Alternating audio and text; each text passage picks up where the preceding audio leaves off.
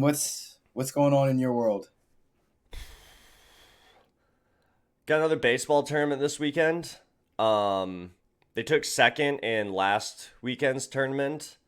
Eli pitched in the championship and got rocked. Like this team was just they were good hitters. They have a inside dome so they can play all year round and it was raining so we had to play in there.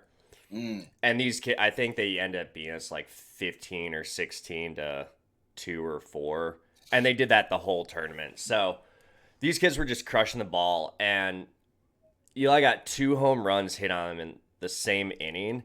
And I was so proud because he did not care. Like he just let it go and kept pitching and just completely stoic about it. And when we got done and talked about it, it's like, yeah, I threw strikes and they just hit it. Like I only walked one guy, so they Yeah. just hit the ball. I'm like, you're absolutely right, dude. That's how baseball works sometimes and life. So Yeah. proud of you that you can just do that and let it go right away because you see so many of these kids nowadays who, like, any tiny little thing goes wrong. Like, even if it's one of those where, the kid in the outfield doesn't catch it, like, the pitcher has a meltdown. And it's just crazy how little ability some of these kids have to control their emotions. Hmm. So I was super proud of him on that part of it. Bro, that's amazing. Definitely sounds like a proud dad moment, but I think that translates into what we see a lot of times in our adulthood too. So like if you don't learn those lessons at the age where Eli's going through some of these things, and you can't deal with failure or loss young, how do you expect to be able to deal with it as an adult? And so I love the reframe that he had, and he didn't even probably even think about it, but I'm thinking about it as you're talking. Like instead of saying, "Oh my gosh," like I threw I got two home runs hit on me in the same inning. It's like you reframe it, and it's like, well, I only walked one guy, and I threw strikes. They just happened to hit him. So that's like a powerful reframe that I think can help a lot of people. It's not often the situations that get us, it's how we look at those situations and the lens that we look at them through that really can bring in stress and anxiety and meltdowns and all of the things. But life happens to us all. And it's about learning how to reframe the things that are happening to us in such a way that we're not crippled by the outcome of it. And Eli did it beautifully, it sounds like. Yeah, I totally agree with all of that. And I think the biggest thing that we forget and something that I've been really trying to instill, like actually literally force down his throat. Like I talk to him about this all the time is life is an iterative process. Like because you do it wrong once, twice, 10 times, that's okay. Like, we just need to keep working on, keep getting better. Like, you can always try again. As long as you're alive, you can keep trying. So don't get down on yourself for it. And that's really kind of what he exemplified there. And the coach was like, yeah, you pitched well. You just need to get something that's off speed so we can kind of keep him guessing a little bit. He's like, okay, I'll do that. And that was it. I think too often growing up, parents kind of impose this you have to get it right the first time or Hmm. else, so we get so terrified of doing new things, trying new things with that potential for failure because we kind of go back or our body goes back to those childhood memories where Hmm. you were just running around playing around the house goofing around and you knock a lamp over or spill something and your parents scream at you or um, any number of different things like that. You get a bad grade and your parents just come down on you for that and things like that. It's like, no, life isn't like that. Like, life is an iterative process. So that's really kind of what I try to focus on with him because, I know how much I struggle with it as an Yeah. adult. I was always praised for my intelligence. So whenever, what I've really noticed lately is like as I try to go out and do new things, I'm really fighting against like, oh my God, like it's okay to be dumb at this thing. Like it doesn't mean like you're unworthy or whatever like that. Like you just Yeah, keep going. Like just try it out and like you'll get better. Like that's how all you've done everything in your life. man, that's really good. That's really good because it's easy as parents to praise outcomes, like when they do get something right or they do something correctly, or do something for the first time. It's like, dang, Cannon, like that was dope. Good job, buddy. Daddy's so proud of you. Like all those things. And we mean well. I mean, I think most parents are well intentioned, but what we end up doing is reinforcing positive outcomes. And so when they don't get a positive outcome and they don't get that dopamine hit that they receive from us from the praise that we give them, this is when the internal battle of failure, am I good enough? Sometimes even identity issues come into play. And I'm speaking to myself here because I'm battling through the same thing that you are, because you get praised for doing the great thing. And so you're intrinsically wired to perform at a certain level in order to get a desired outcome. And when you work hard and you don't get that outcome, and you don't get that dopamine hit, it's crushing. It can lead you down a dark path. And so I think that's why a lot of us adults nowadays have a hard time losing and failing and getting the strength to continue moving forward despite those failures, because as kids, we were always trained to bring home A's and B's. We were trained to do well in school, work hard, and make sure that the outcome that you're working for actually happens, like all of those things. And so, what I'm learning in the way that I'm parenting now is I'm trying to do my best to praise effort and trying. And even when you don't get it right, that doesn't matter, Cannon, Micah, Shay. It doesn't, we're not worried about the outcome. We're worried about, are you able to get back up and try it a different way? You didn't get it right the last time, but awesome. That gives you information. So you know that the way that you did it is not right. So we try it a different way the next time, and we can see if we can get the outcome that we're looking for there. And so I think parents will do a lot better by their kids if we start encouraging, trying, and stop putting so much pressure on outcomes. You know what I mean? Yep. Feedback, not failure. That's You know, good. that's Feedback, not failure. that's a big thing. Yeah, I try to push. It's like, hey, this is just feedback. It's all feedback, right? That's all we're looking at. The other thing too that frustrates me with a lot of parents that I hear so often, um, because like I get complimented for how Eli acts and stuff like that. It's like, oh, that's because like I make him do this, this, and this, and parents are like, oh, like, you know, I could never get my kids to do that. I'm like, what do you mean? Like, You're the parent. just right, just make them do it. It's like, well, they'll throw a fit. I'm like, okay, let them throw a fit.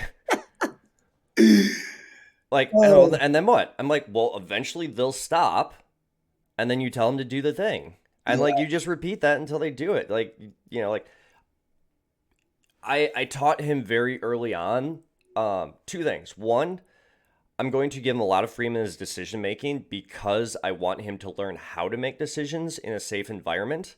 And two, there will be times that I tell him, this is my decision and you just have to go along with it. And that's it.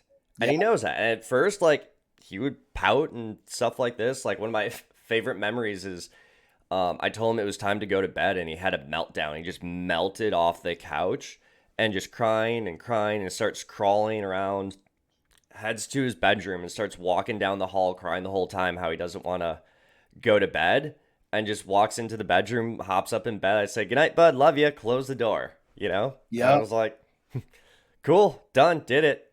Yeah. That's it." But it takes time, It right? does. Like, like you have to just let them fight it out or cry it out or whatever they need to do, and understand that like they're going to take longer to do it. And yes, it would just be so much easier and quicker if you guys could do it, and then you wouldn't be late to this thing or that thing. It's like, Hmm. but then you're going to have that problem again and again and again, and it's only get worse.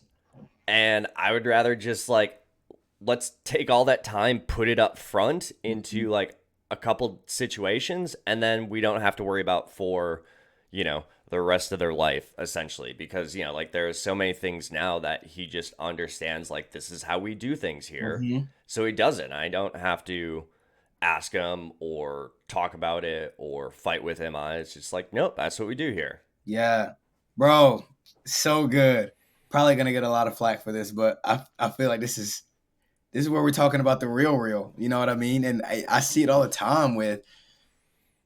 I do believe parents are trying to do, for the most part, the best that they can. We all do. We're not perfect. We try our best to raise up good human beings that are going to be impactful in this world. But when you are a child, you don't know. There are certain things you just don't know. And it can't be expected of you to act in a certain manner if you are not taught those things. And so the excuse of like, I could never get my kid to do that. They'll throw a fit, this, that, and the third. Like, yeah, that's how you learn. It's called setting boundaries. We all have them. We all need them. Boundaries are an important thing. And when you don't set them at a young age, they grow up and then they get themselves in situations where it's my way or the highway. Like, this is how we do things. There's structure. And they struggle because their entire life, their parents kind of let them, you know, do kind of whatever they wanted. If they didn't want to do anything, the parents were like, it's all good. Like whatever you want to do, it's your life. Blah blah blah. And yeah, I think you're right. There's room for that in a safe and constructive environment because you do want your kids to learn how to make decisions for themselves. It's very very important. But you also have to teach your kids what it means to submit to authority. That's also important as well, right? And so like without authority and without like org charts and things of that nature in so many different aspects of life, there's chaos. You have to have structure somewhere. It's important. Now we want to teach our kids to understand like healthy structure, healthy authority versus unhealthy, and all of that. And I'm 100% for that. But the importance of understanding and knowing like, hey, people who are ahead of you in life, older than you in life, have done more things than you in life, and have seen more things than you in life, typically have just a different perspective than you do, and it would probably help you to understand and learn from those people and do what they say at times, right? It's always okay to ask questions if you don't understand and things of that nature, but if you're of the mindset like this is hard, what you're asking me to do, I don't want to do it, so I'm not going to do it. You're gonna struggle in life. You just are, you know. Mm-hmm. And so everything starts with how we are trying to raise our kids. And I really do think like structure, authority, obedience, and teaching them the importance of that, while also understanding that you have their best interest in mind, and you do want them to be able to make decisions for themselves. But like you said, there are going to be certain things like Dad said this, we're doing this not just because I said so, but it's because I love you and I know I see something that you don't, and it's impossible for you to see that because you're not an adult, you're a child. So it's awesome that Eli's getting that, and you're raising him in such a way where you're giving him like a sandbox in terms of like here's your freedom, Mm-hmm. but there's boundaries within it that you're going to be able to play in. And if you get outside those boundaries, that's when Dad's going to step in and correct and make sure that we get you right back on the right path. Absolutely. And what I've found that work like hold on, let me rephrase that. The reason I think this way of parenting has worked so well is because I give him a lot of those freedoms within certain contexts, so he has the ability to like make all these decisions on his own.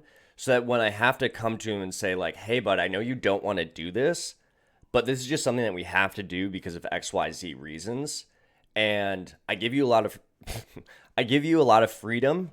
But this is just one of those times where like I would, like I need you to listen to me. And Yeah. because like I remind him that like, hey, a lot of time you do get to make your own decisions. He's like, okay, yeah, I can go along with this, right? That's good. Right? He does, it's not like it magically turns him into like a happy-go-lucky kid. Like For he's, sure. they still takes time. They're salty about it, but like Yeah. you get the compliance, right? Yeah. Like they Exactly. get into it, and then usually within like 5 minutes, they're like, oh, this isn't so bad. Like, Right. yeah, let's do it. Right. So it's by giving, and because I think that's an area where parents kind of stray is they they try to teach their kids how to like make good choices by making all of them for them. Mm, And it's like, but how are they going to know, like, how are they going to fight that internal struggle of like, oh, I don't want to do this thing because it's less fun, even though I know it's good for me, hmm. whether that's doing the dishes, showering, homework, um, whatever it is. Um, yeah, like they have to be able to do that themselves. So like I always look at it from the excuse me. I always look at it from the frame of my job as a parent is to raise an adult who doesn't need me kind of thing. Like Oh, that's good. someone who can operate and function on their own without my help because there is going to be a point where I'm not going to be here, whether it's, he just moves across the country or another city or eventually die and the kid needs to be able to figure out how to do these life things on his own. So Yeah, might as well start early so that he can learn them, within the structure of, my house, my rules, his mom's house, his mom's rules, things like that. yeah, Um, and then goes into the world with that framework and that structure already in place and understands like, oh, hey, like cool, like I have all very similar freedoms. I know how to use them, right? And doesn't go off like, a lot of kids when they move out and start drinking 5 days a week and partying all the time and all that kind of stuff. Oh man, yeah, that was my story. But I grew up in a very very strict home. But Mm-hmm. man, that's so interesting. Because how old is Eli? You said 9 or 12? 12, 12. 12. He's 12. Mm-hmm. Okay, so my oldest is turning 5 in July, and so some of those like processes that Eli is able to do, like I'm not experiencing with my kids because they're just so young. So like I'm in this stage of like honestly setting more boundaries than I am allowing decision making. They can't make decisions just yet. So I'm curious on your end, like where is that shift between like more of an authoritative boundary setting relationship with your kids, and where did you see that shift into like, okay, like he is now old enough to where I can start allowing him to make some smaller decisions for himself, which would lead to obviously bigger decisions and responsibilities and things like that. Because in the beginning, obviously, I would assume that as a 3-year-old or 4-year-old, he wasn't making all his decisions for himself. But I'm curious how you kind of like morphed from the younger age to where he's at now. Yeah, so I really do it based on understanding, right? So like I've been doing in certain small ways since, really he could kind of like talk and form sentences. So like that 4 or 5 age. Um, a really good book is Hunt, Gather, Parent. I forget who it's by. But like a lot of these ideas are taken from this, and it's an NPR reporter who goes and spends time with 4 different more tribal societies Yeah. and looks at how they raise kids. Super fascinating stuff. Highly recommend it. But yeah, I really have just tried to. How do I want to say this? So like I put it just above the level that I think he's at, and start testing out those things. So like around that 5 year old mark, if he didn't want to wear a jacket out in the winter, that was his decision. Like I'm like, okay, that's fine. Take one just in case. Like that was where like I kind of set the boundary. But it's like, hey, if you don't want to wear a jacket, don't wear it. Right? It's right here next to you in the car. If you want to put it on, great. Um, so I started with stuff like that, and pretty quick, he understood that like, oh, I don't have to wear a jacket, but I'm gonna take one.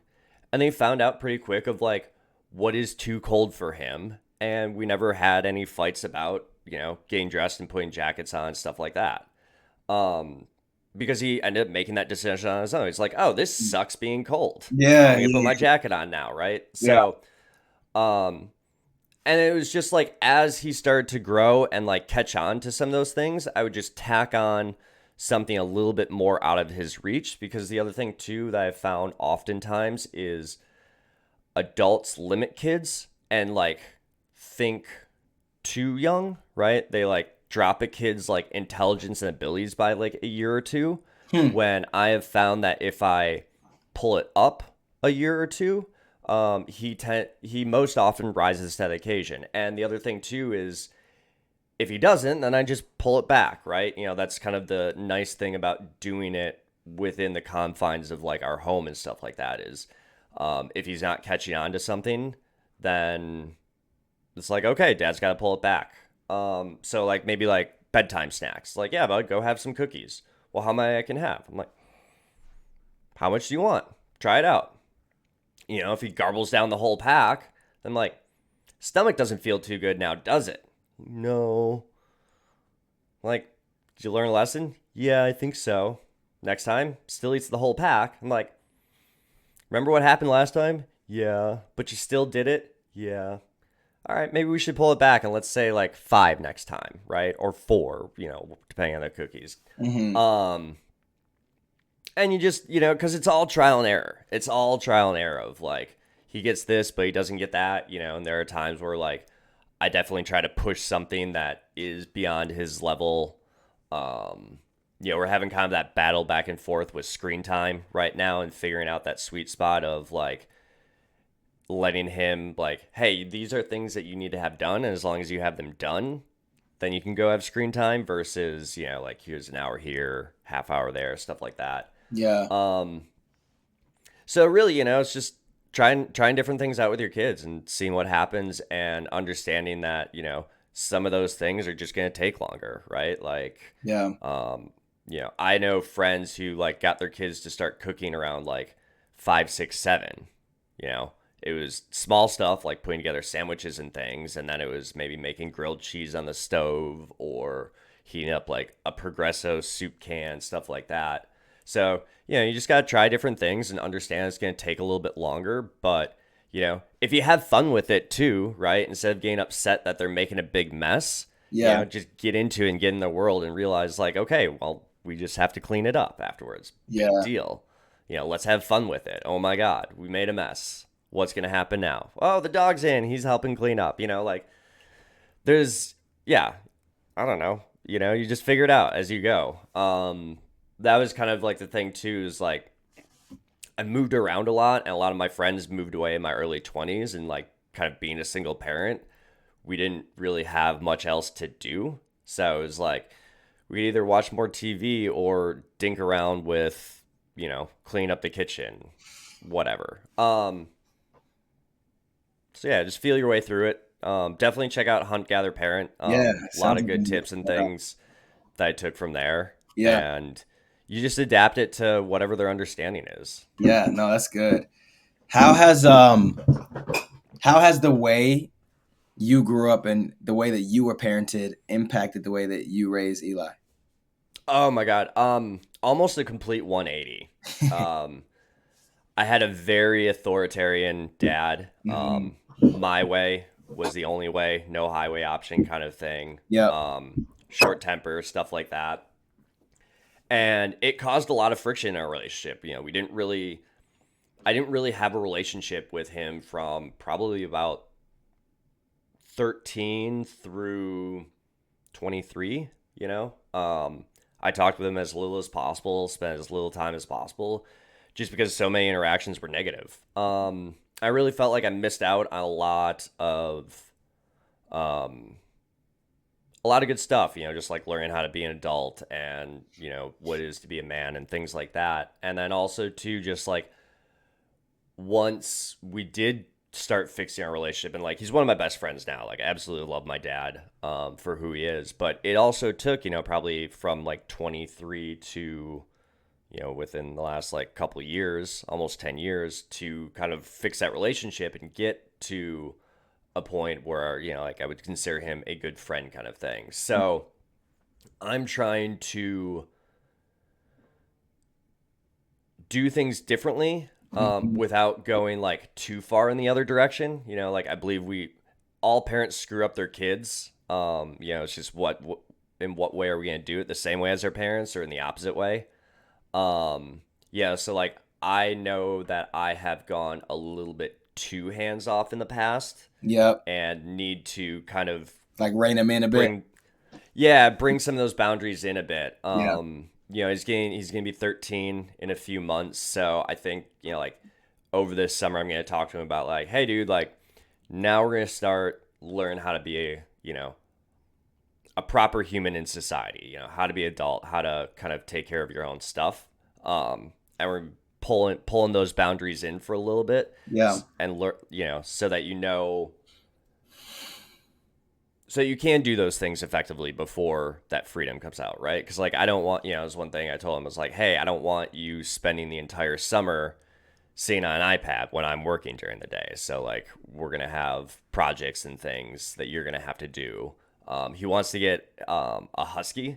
I'm like, hey man, you gotta show me that you can be responsible with this dog and actually take care of it. So like he's gonna spend like 6 months more or less taking care of Merlin when he's here with doing different things. Mm-hmm. So that's and again, like that's kind of where I talk about like it's all trial and error. Like I Yeah. think we need to constantly adapt and update our parenting styles. Like Yep. I know too many parents who just like they're set in this way and Mm-hmm. that's it. Yeah. That was the thing like my dad said all the time. It's like, well, this is just who I am. Like, great, but it's not effective. Yeah. So like I would, I'm trying to find a way to effectively parent and, understand who he is and how he looks at the world and like what's the best way to instill these lessons in him Mm-hmm. rather than the way I think they should be instilled, Yeah. which Yeah. is really hard. So hard. Oh man, that's so hard because it's like, son, like I've walked this life a little bit longer than you. I know some things. Like, listen to what I'm telling you. I'm telling you these things to help you. But to your point, I think meeting your kids where they are is vital. It's really, really important because sometimes we're trying to impress lessons upon them that they're quite frankly not ready for and may not even be in the right state of mind to even receive what you're trying to say. And That's so that's a big one. if they're not ready to receive it, it doesn't matter if you're giving them absolute gold when it comes to knowledge. It's never going to land the way that you want it to land. And that's something that I'm learning in my parenting as well. And there's another layer on top of that because I've got three boys who are three completely unique individuals. And so the way that I parent Cannon is not the same way that I parent Micah because they are two different people and they just react differently to certain things. For example, Cannon, my firstborn, he is he's a true firstborn in the fact that like he doesn't want to disappoint mom and dad. He wants to do the right thing, and he follows directions. Obviously, he's four, so like that's not always a thing, but that's just his personality type. Mm-hmm. And I was a firstborn too, and I was the exact same way. My mom was telling me that. Same. Yep, 100%. My second born, Micah, is not this way at all. To the point where I had to ask the pediatrician, like, yo, can you check my son's ears? Because I don't think he can hear. Because I'm talking to this man and he's acting like he's not listening to anything that I'm saying.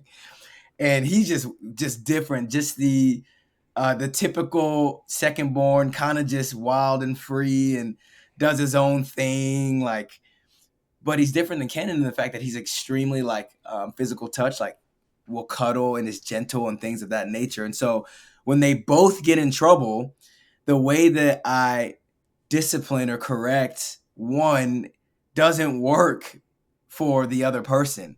And so it adds another layer of difficulty when you're already trying to figure out, like, all right, like, what's the best way to kind of do this thing?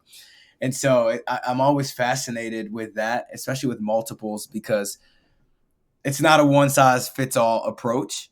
And you're exactly right. I think the parents that are like, this, it's my way or the highway, like, this is what it is, they tend to struggle with their relationships with their kids because there's like no leeway at all. And that's how I grew up as well.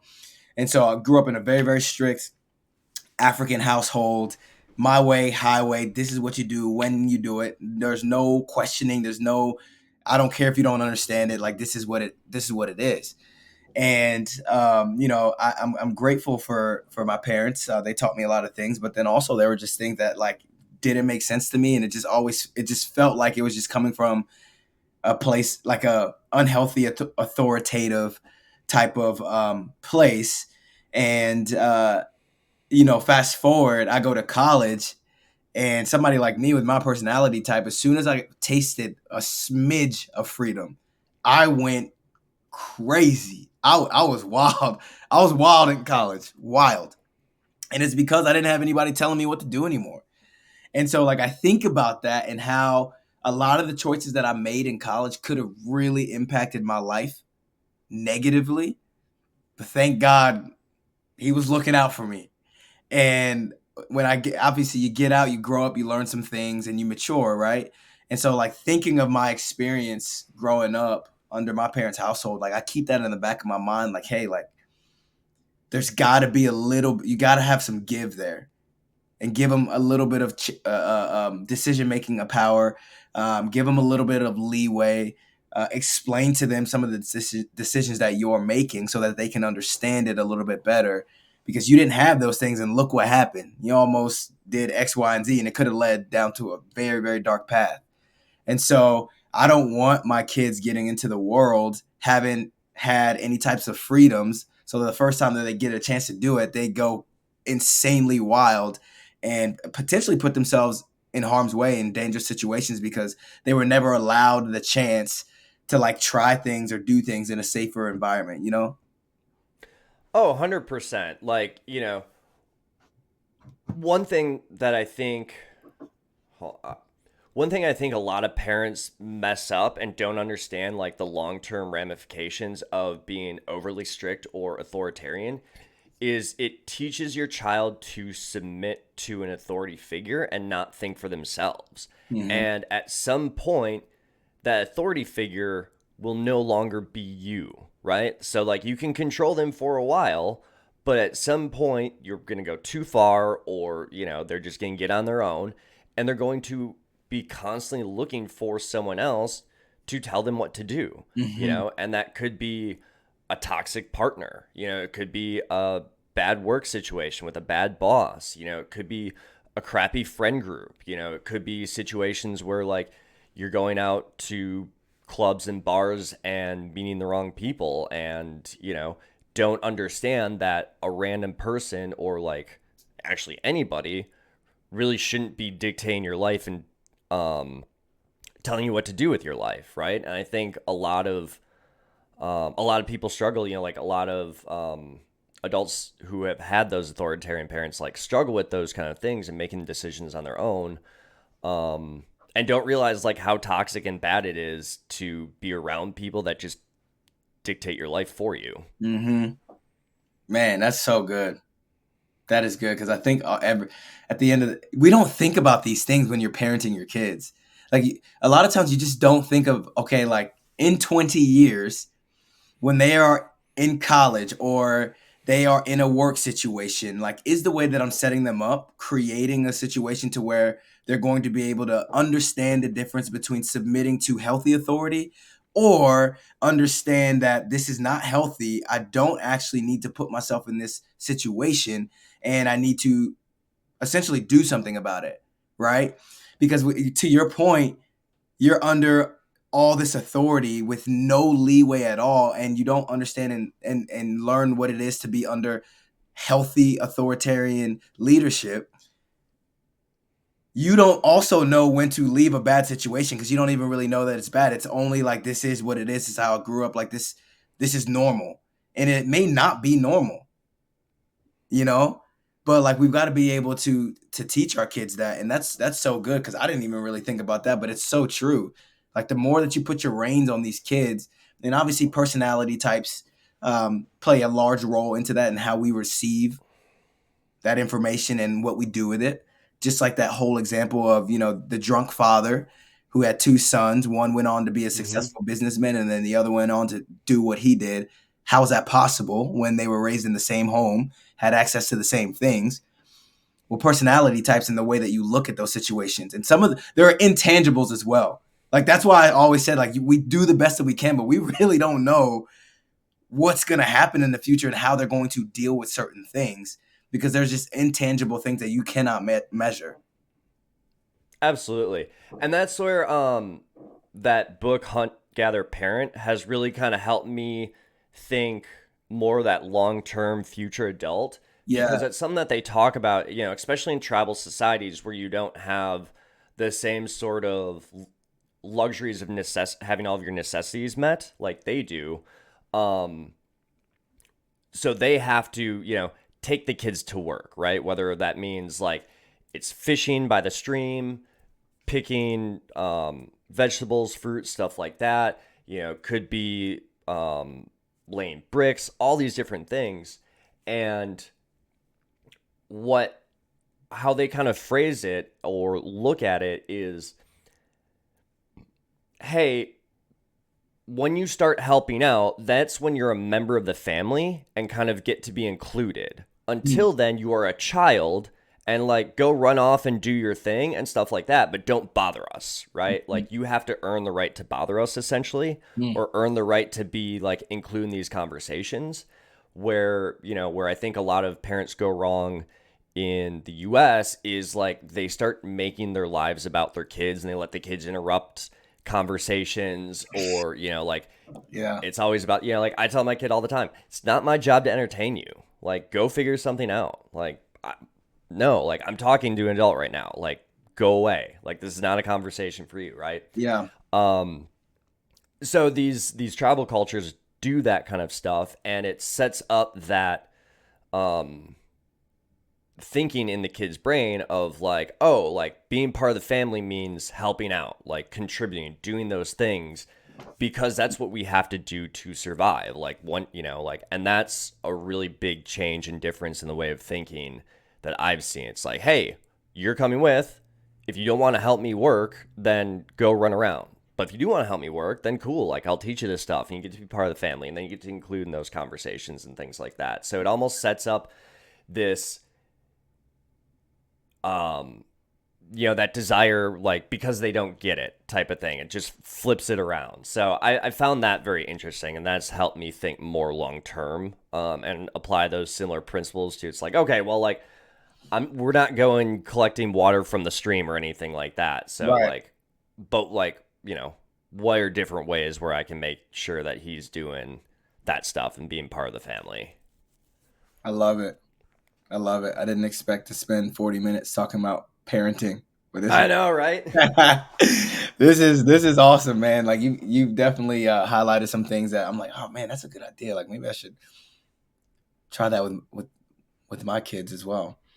Um, Well, and the cool thing too, I will say, especially like when you still have like younger like that, you can try all sorts of different stuff. And like if it doesn't work, no big deal. Like they're not gonna remember it. Like great. Obviously, you're not gonna do like anything crazy, but like you can just try different ways of parenting. Be like, okay, like let's let them see, like if we let them stay up till whenever they want for these 2 nights or 3 nights in the summer, like do they get it yet? No? Okay. Well, we'll try it again next year, right? yeah, yeah, Um, different things like that. So yeah, just play around with stuff. yeah. We actually, it's funny that you mentioned that because we've let Cannon do that a couple of times, and he takes us up on it every single time. But there have been like a couple of random nights where he's like, "Man, I'm tired. Like you want to go? You want to go night night?" It's like, "Yeah, yeah. I think I want to go night night." And I'm like, "Oh gosh!" Like a 4-year-old saying that he wants to go to sleep is like unheard of, at least in our Mm-hmm. house. So I've done that with sleepovers. Yeah, I've been pretty liberal on sleepovers with him having friends over. Um, and kind of within the last year, he stopped really like asking and wanting them, or like if I'm like, oh hey, you want, it's been a while since you had like friend sleepovers or something. It's like, no, because like they usually stay up too late, and then like I'm super tired the next day. I'm like, boom, Boom! done, win. Um, Oh, that's good. yeah, and there's still, there's like some friends that he's just like, no, like I don't want to have a sleepover with them because they stay up way, way too late, or Yeah, like, but this one's okay because like they're cool if I go to bed at like 11. I'm like, there you go, dude. no, Like that's yeah, learning how to make decisions for yourself and yeah, understanding the consequences of your decisions, right? yeah, I think um that's just so important, is like letting them understand the consequences of their decisions like that, where it's like, hey, you do feel like crap today, don't you? Hey, you are kind of emotional today, aren't you? Right? yeah. Oh man, that's good. Well, Fran, bro, it sounds like you're crushing the parenting game. You might need to write a book in a few years. Oh gosh, no.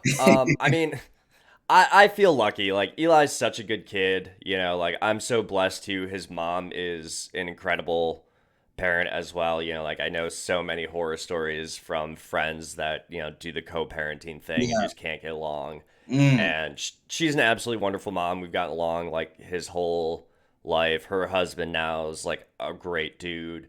Teaches Eli things that I can't. Very different person than I am. So like I think that's the last thing I can kind of really say on like parenting in general is like the more people that you can have love your kids and be close that like have the opportunity to influence your kid, the Hmm. better, right? Yeah. And obviously like trusted people, but I think exposing your kid to more just different people, different adults that they look up to and trust really kind of helps spread that around. Because the other thing too is when they are a teenager and can't stand your guts and don't want to listen to anything you can say, you can go over to like you know their grandma or uncle that they like, or the other like dad in the that's one of their friends, be like, hey, he's been struggling with this, can you maybe like drop a few hints in his ear because like he's not really listening to me right now. Mm. And because they trust that other adult, like they're gonna listen to them,